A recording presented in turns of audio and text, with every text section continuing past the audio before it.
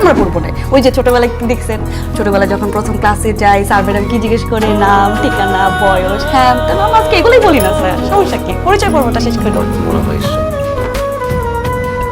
Introduction দরকার আছে। ও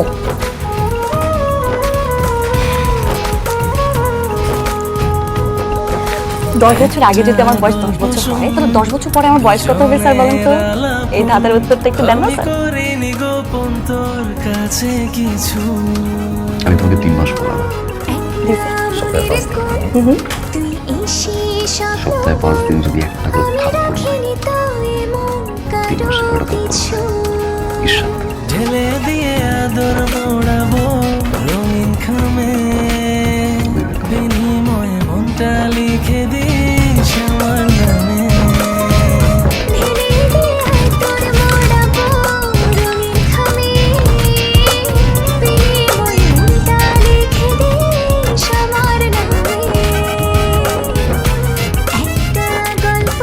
কি রে, আর কতক্ষণ হাজবি? তাড়াতাড়ি কর। আরে আমার সাজ নিয়ে এত সমস্যা নাই, মাথার মধ্যে ঘুরতে আসছে খারুসটা। খারুস মানে? আরে খারুস হচ্ছে আমার স্যার, আমার নতুন স্যার।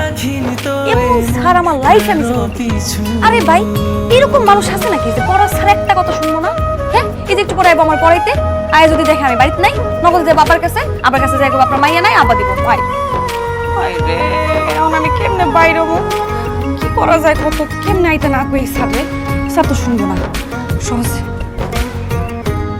সহজে যদি না শুনে অল্টারনেটিভ আইডিয়া আছে। হ্যালো ভরসা, এই কোন কথা কবি না। বিসমিল্লাহ। হ্যালো, আসসালামু আলাইকুম। হ্যালো, আসসালামু আলাইকুম স্যার। ওয়ালাইকুম আসসালাম। কে? স্যার আমি তো আপনার ছাত্রী। ও হ্যাঁ, এই আমার নাম্বার বলতে পারো তুমি? কি যে বলেন না স্যার, আমি আপনার ছাত্রী আর আমি আপনার নাম্বার পাবো না স্যার। ঠিক আছে, কিন্তু এবার কথা বলতে পারো। স্যার একটা কথা বলার ছিল স্যার। কথাগুলো জমা আছে বুকের বামে। স্যার আমি না অনেক অসুস্থ, আজকে অসুস্থতার কারণে ওমা কলেজে যেতে পারি নাই স্যার, অসুস্থতার কারণে। ঠিক আছে লাগি। স্যার আমি না আজকে পড়তেও পারবো না। ও আল্লাহ মাফ করো আল্লাহ, এত পেট ব্যথা স্যার, পেট ব্যথার কারণে আজকে আমি প্রাইভেটও পড়তে পারবো না স্যার। কি হয়েছে?